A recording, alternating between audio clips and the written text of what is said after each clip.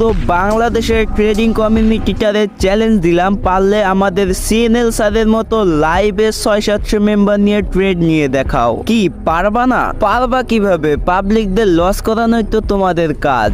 আর আমি চ্যালেঞ্জ দিয়ে বললাম, বাংলাদেশের যেই কয়টা ট্রেডার ওটিসি মার্কেটে ট্রেড নেয় তারা সবাই হলো জুয়ারি। জুয়ারি কেন বললাম? কারণ ওটিসি মার্কেট পুরোপুরিভাবে ব্রোকার কন্ট্রোল করে। ব্রোকার কিভাবে কন্ট্রোল করে সেটা তোমাদেরকে বলি। মনে করো যে একটা ক্যান্ডেল আছে, সেই ক্যান্ডেলটায় 70% মানুষ আপে ট্রেড নিয়েছে এবং 70% মানুষকে ওই ব্রোকার কন্ট্রোল করে লস করাবে। যেমন 70% যেহেতু আপে নিছে, তার উল্টা দিকে গিয়ে তারা লস করায় দেয়। তো ওটিসি মার্কেটে যে ট্রেডারগুলো ট্রেড নেয়, তো তাদেরকে বলতে চাই জুয়া খেলা বাদ দাও, লাইভ মার্কেটে পারলে আইসা ট্রেড নাও।